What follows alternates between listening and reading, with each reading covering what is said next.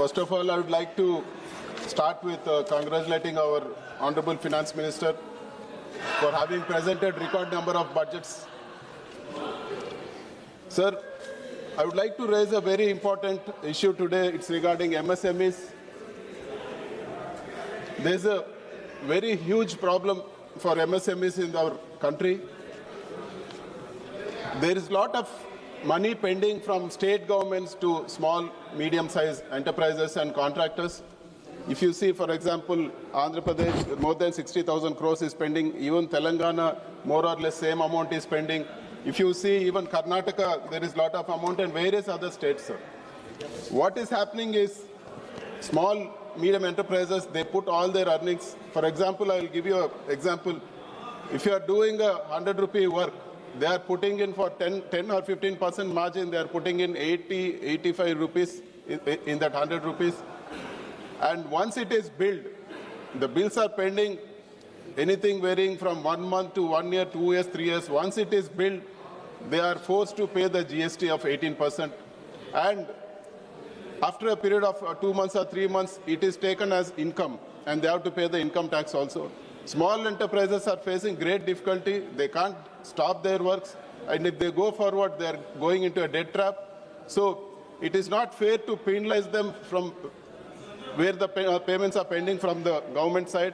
So I request the government, sir, through you, I request the Honorable Finance Minister to take note of this.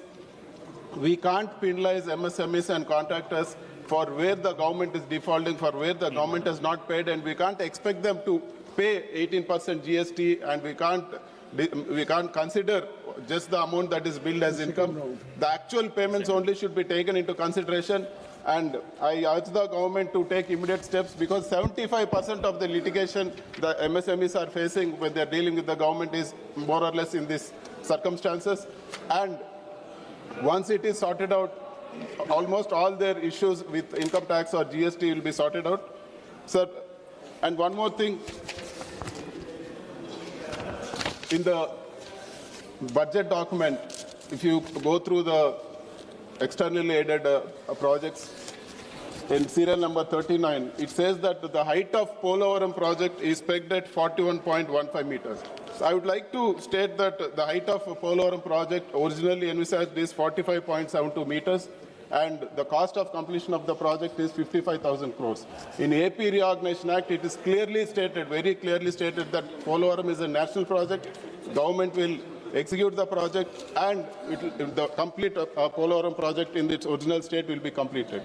But what is happening is, after the Act, AP Reorganisation Act has been passed in this House, after it has been told that the whole Polavaram project will be completed, now it is not fair to reduce the capacity of Polavaram project from 45.72 meters to 41.15 meters.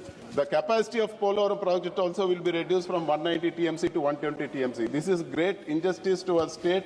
We demand that Polavaram project be constructed and the amount in full, 55,000 crore, be paid for a height of 45.72 meters. And anything short of that is great injustice to our state, sir. Sir, the debt of Andhra Pradesh for the past 2 years has crossed 3,36,000 crores. But if you see the debt of previous government under Sri Jagan Reddy, the 5-year debt was 3,32,000 crores. So this current government, the debt pattern is very alarming, and all the FRBM norms are being violated. So we urge the government to step in and make sure that the financial discipline is there. And if you see the GST collections from April to December this year, it is 31,856 crores for Andhra Pradesh. But the same period in the corresponding year, the GST collections were 33,371 crores, which is a decline of 2,000 crores. One way the debt is increasing, the other way the GST growth rate is decreasing. So these are alarming signals, sir. We urge the Finance Minister to make sure that the financial condition of Andhra Pradesh is stable. And recently in Rajya Sabha, the Honorable Central Minister gave in his reply that the unemployment rate in Andhra Pradesh is at 8.2, and it's the highest in the country. The national average is 5.2, sir. And we are talking of women empowerment. The women unemployment rate also is at 10.1%, which is very high. Continue. 3 minutes was, sir. 2 minutes. And we urge the central government to step in and make sure that adequate employment facilities are there instead of just all this. We are seeing all the media hype, sir, but the actual reality is Andhra Pradesh has the highest unemployment rate. We urge the central government to help Andhra Pradesh regarding this.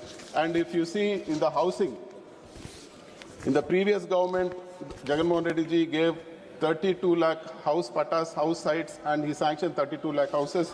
And in the reply, sir, the central minister, honorable central minister, in his reply, has given a statement, sir. I would like to, this is very important. So, in the last 5 years, when YS Jagan ji was CM, we got 14 lakh 20,000 houses sanctioned from central governments.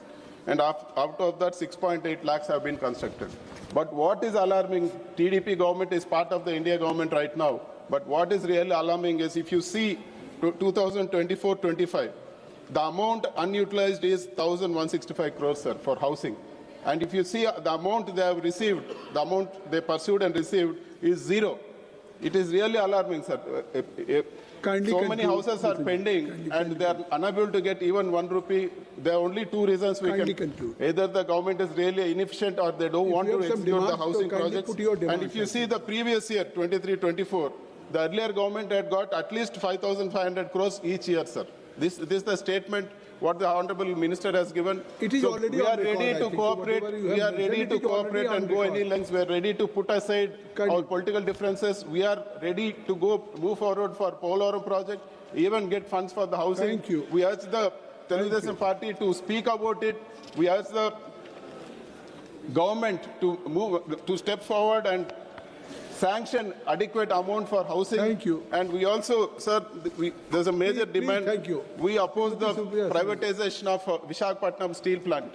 We are celebrating new steel plants coming, but why should we kill an existing one? We demand that adequate mines be provided for Visakhapatnam steel plant. We also demand that the state government is unable to provide their 50% matching grant for Bangalore-Kadapa railway line.